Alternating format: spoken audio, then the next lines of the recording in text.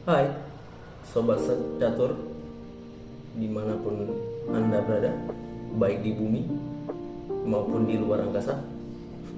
Kali ini kita akan menganalisa partai catur yang sangat menarik antara Grandmaster Caruana, catur nomor 2 di dunia, melawan Grandmaster Magnus Carlsen, catur nomor 1 di dunia. Sebelumnya saya ucapkan selamat datang di Rendra Pratama Chess. Oke, mari kita mulai analisanya. Grandmaster Caruana memulai langkah dengan E4, dijawab E5, udah F3, udah C6. Kedua kuda ini saling memberikan tekanan ke petak E5, ya, dimana kuda putih menyerang, sedangkan kuda hitam di C6 bertahan.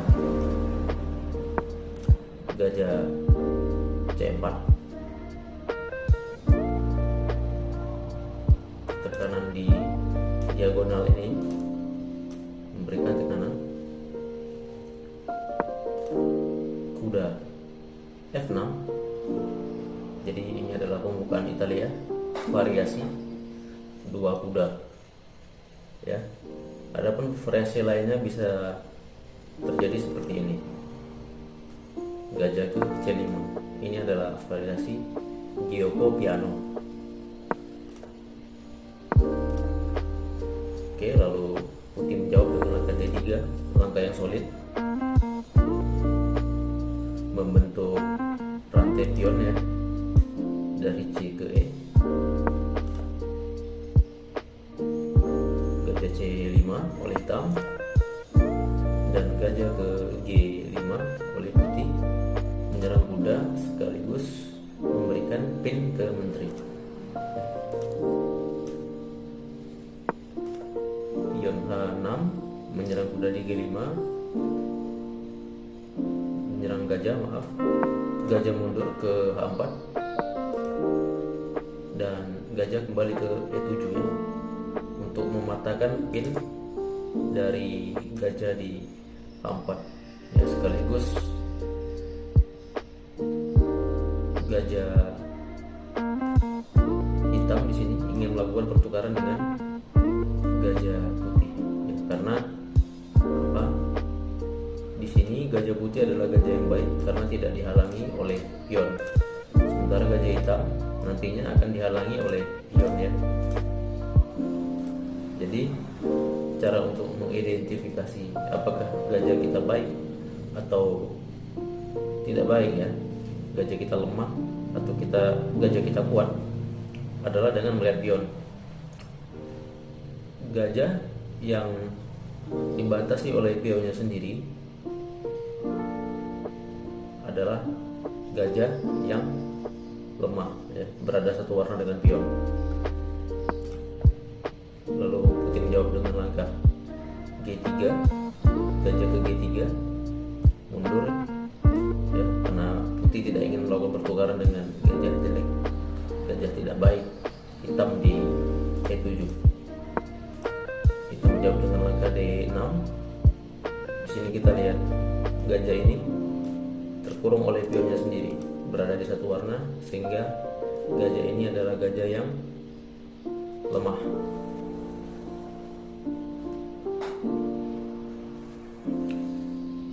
Lalu putih menjawab dengan langkah A4, ya. Ini adalah langkah tipikal di permainan Italia ataupun permainan Ruy Lopez, ya, tujuannya untuk membuka ruang di sisi menteri, ya, semakin membuka ruang menguasai banyak peta. KD dari hitam, lalu putih melakukan langkah A5. Selain untuk membuka ruang di sayap menteri, juga membatasi pergerakan kuda di C6, ya, sehingga kuda tidak bisa bergerak bebas.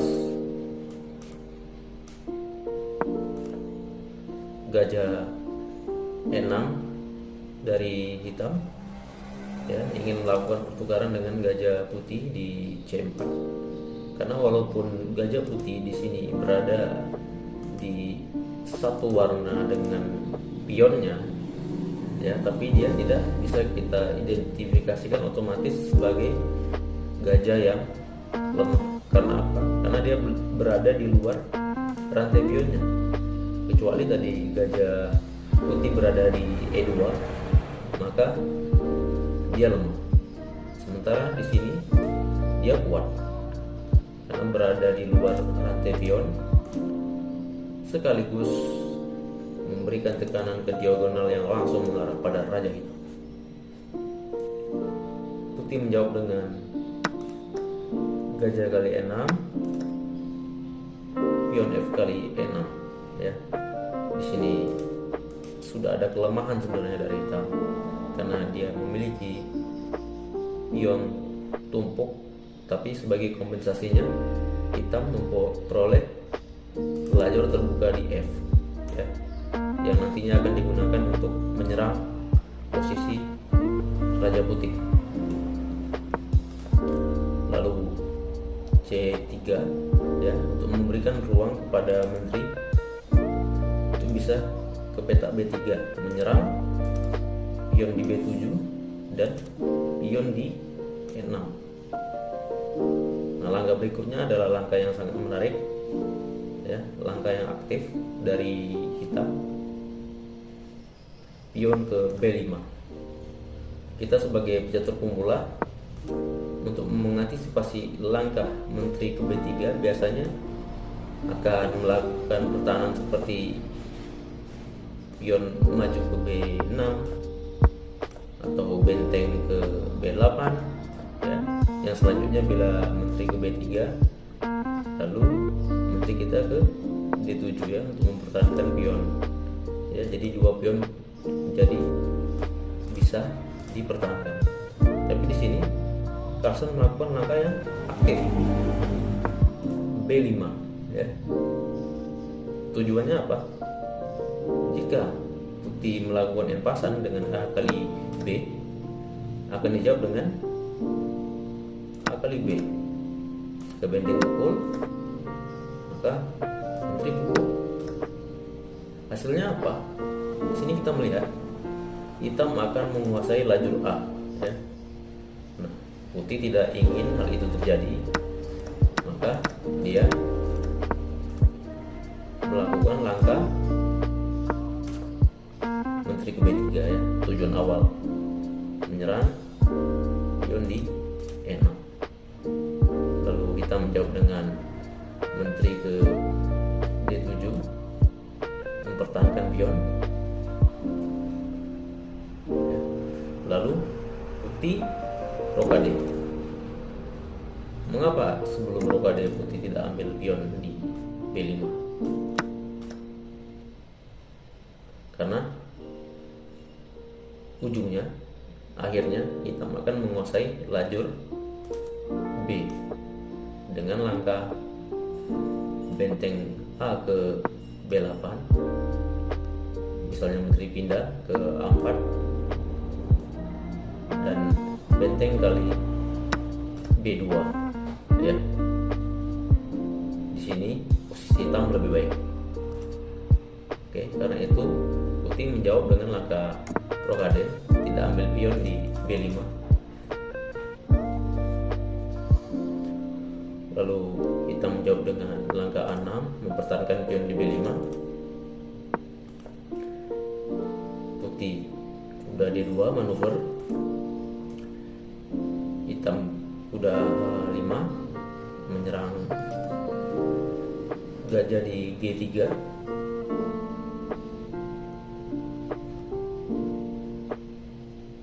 Lalu langkah berikut ini adalah langkah yang sangat agresif dari hitam, yaitu pion G5. Oh maaf, belum ya. Setelah ini ada pion G5. Di sini benteng ke D1, tujuannya untuk memberi tekanan ke lajur D ya. Jadi Jadi putih berharap ada serangan balik di lajur D,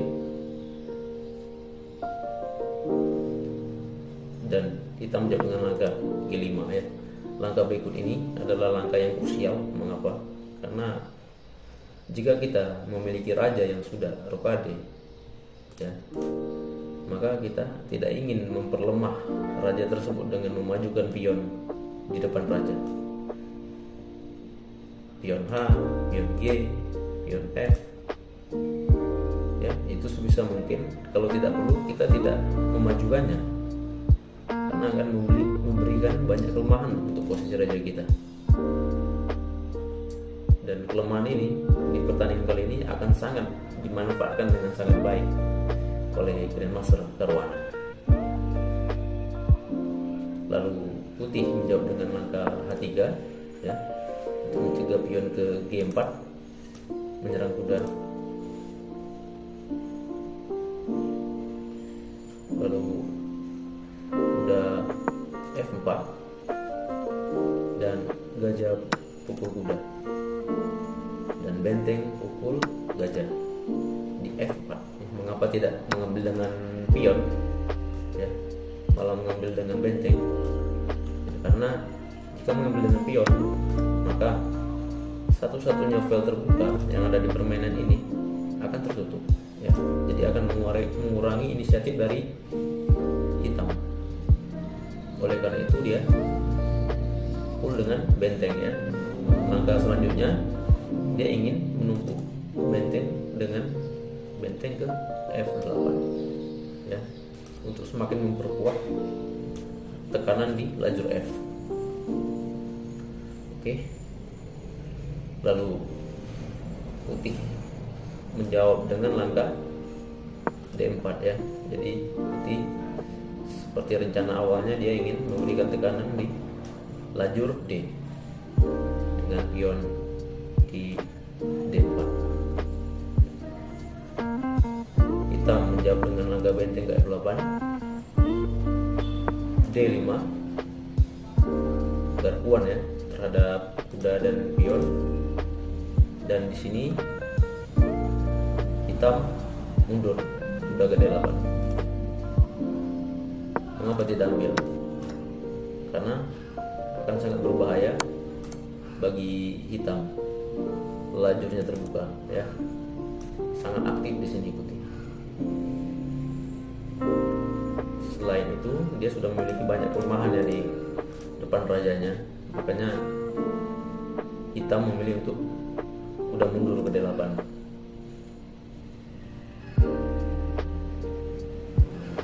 Lalu putih manuver dengan kuda F1, pion H5 ya, dengan tujuan awal untuk memberikan tekanan ke petak G4. Kuda E3 langkah cerdas dari putih, pion G4, H kali G, H kali G, menyerang kuda, dan kuda ke H2 ya, menyerang balik pion. Di sini masing-masing putih dan hitam mendapatkan satu pion, tetapi putih mendapatkan lajur G nantinya ya. Jadi benteng kali F2 dan gajah kali G4 sekaligus menyerang benteng di F2, benteng mundur, C4. Ini merupakan langkah cerdas lainnya dari putih ya. Bagaimanapun caranya dia ingin memaksakan dua lajur ini, salah satunya ada yang terbuka. Dan langkah berikutnya dari Grandmaster Magnus Carlsen adalah langkah yang tidak akurat. Dia memainkan B kali C4. Langkah yang lebih akurat adalah kuda ke F7, C kali B, E kali D, B kali C, dan D kali C, benteng ke F1 ya, mengajak pertukaran benteng, dan kuda ke raja ke G7 ya, untuk melepaskan pin dari menteri. Ini adalah langkah yang lebih baik. Ini adalah langkah yang disugestikan oleh engine ya, oleh komputer. Tapi Grandmaster Carlsen melewatkannya dengan memilih langkah B kali C4. Dan berikutnya putih memiliki serangan yang tidak terbentuk dengan langkah yang dimulai dengan menteri G3 memberikan tekanan di lajur G dan menyerang raja di G8. Di posisi ini jika kita perhatikan sekilas, hitam lebih baik. Mengapa lebih baik? Karena rajanya lebih aman ya. Sementara raja hitam sangat lemah ya, dijadikan target serangan oleh putih. Oleh karena itu putih memiliki posisi yang lebih baik di sini. Lalu hitam melakukan raja H7, menteri H3 sekarang, raja kembali ke G8 dan benteng ke A3.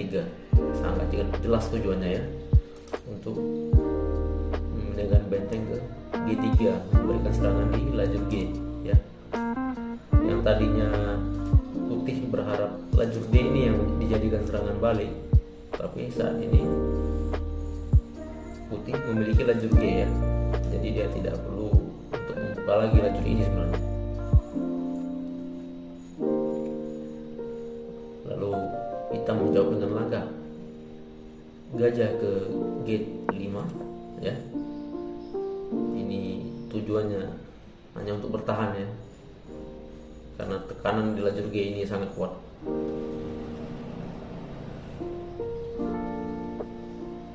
Benteng G3, menteri G7 ya, untuk bertahan dengan cara mensupport gajah di G5. Lalu dibalas oleh putih dengan kuda ke F3. Ini adalah langkah yang juga krusial ya, karena di langkah ini memaksa Carlsen untuk mengorbankan bentengnya. Karena apabila tidak dikorbankan, anggap saja misalnya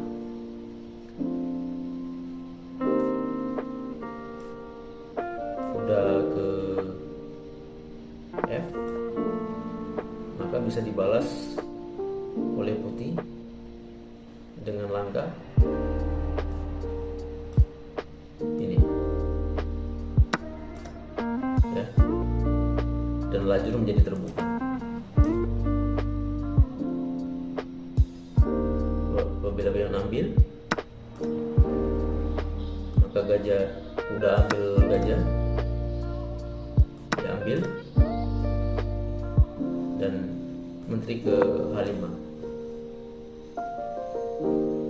akan menang balik kuda, sementara lajur G menjadi terbuka.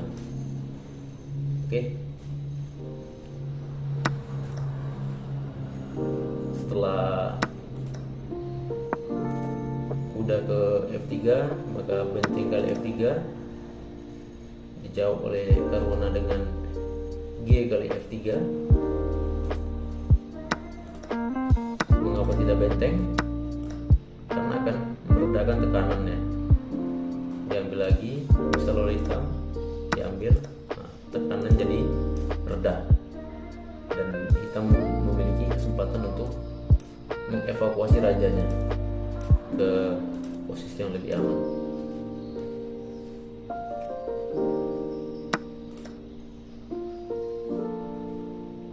Lalu raja F7 ya, berniat untuk melarikan diri karena tekanan putih di lajur dia sangat kuat.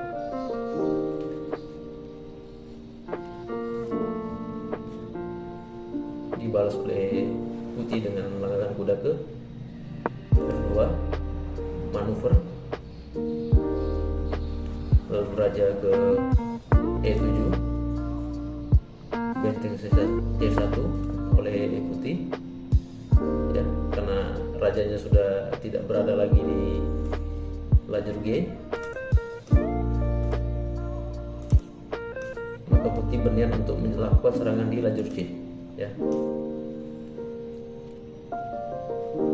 Benteng H8 serang menteri di A3, lalu menteri ke G4 serang balik menteri di G7, kuda F7 mempertahankan gajah di G5, benteng kali C4, lalu raja ke D8 untuk mempertahankan pion di C7, dan langkah berikutnya adalah langkah yang menjadi langkah akhir dari putih sekaligus menyudahi perlawanan hitam. Kalian bisa tebak apa langkahnya? Saya berikan kesempatan beberapa detik. Oke, jadi langkahnya adalah D kali E6 ya. Di sini Grandmaster Carlsen menyerah karena langkah D kali E6 menyerang kuda di F7 yang mempertahankan gajah di G5. Jadi kalau misalnya kuda pindah, tinggal ambil gajahnya dengan skak, dan menteri terpaksa ambil, benteng ambil, dan di sini kita lihat putih memiliki 2 benteng, sementara hitam hanya memiliki 1 benteng. Ini adalah posisi yang mutlak menang ya. Itu dia tadi permainan yang sangat menarik dari Grandmaster Caruana ya, meskipun di turnamen dalam beberapa pertandingan akhirnya Caruana kalah skor dengan Carlsen ya, sehingga Carlsen yang melaju ke babak final di turnamen Chess Championship Tour. Oke, sobat semuanya, jangan lupa untuk subscribe, like, dan komen agar channel ini bisa terus berkembang, dan nantikan saya di video-video berikutnya. See you, bye bye.